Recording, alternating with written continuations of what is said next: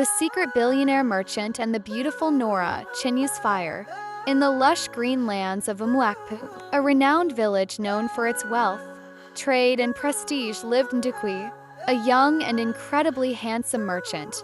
His caravans of spices, fabrics, and precious gems stretched from the borders of the north to the coasts of the south. Women from noble families whispered his name in admiration, and men bowed in respect wherever he went. But Ndukwi's heart was restless. He had everything, fame, gold, and power, except one thing, a woman who would love him for who he was, not for what he had. So, one night, tired of the endless parade of suitors and pretenders, Ndukwi made a bold decision.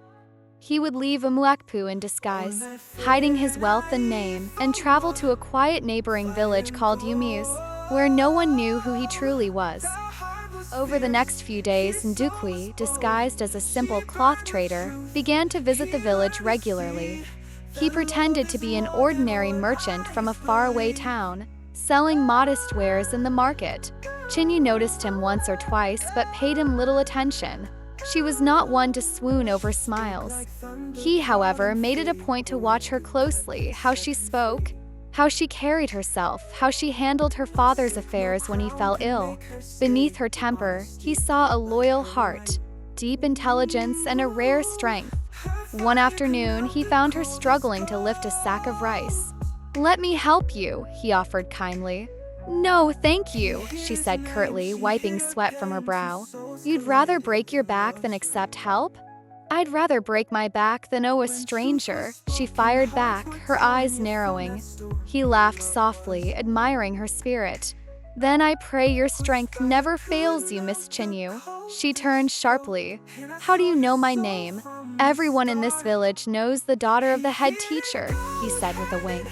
For the first time, Chinwe smiled just a little. As days turned into weeks, rumors began to spread.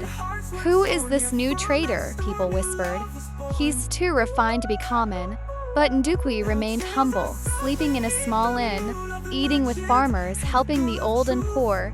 Chinwe, intrigued despite herself, began to engage him more.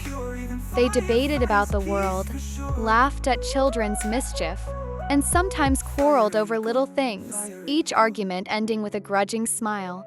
One evening, as they walked home under the moonlight, Ndukwi asked, "If a rich man came to marry you, would you accept him?"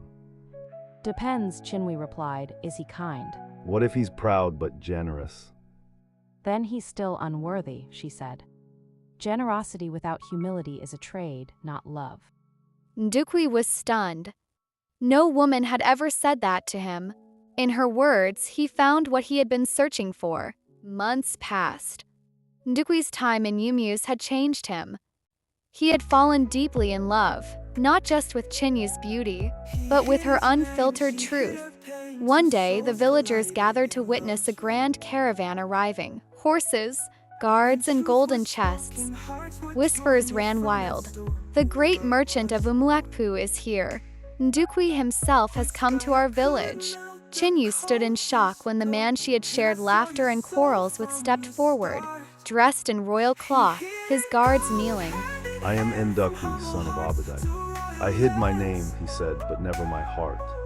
Anger and confusion swirling in her chest. "So you deceived me," she whispered. "Chinwe, you are the only treasure I wish to keep." Her sharp tongue failed her for once. Slowly, her anger melted into tears. "You could have told me." "Would you have believed me then?" he asked gently. She said nothing. But when he took her hand before everyone, she did not pull away. Epilogue. Their wedding shook both villages with joy. The proud merchant and the fiery teacher's daughter became a tale sung for generations, a story of love tested by truth.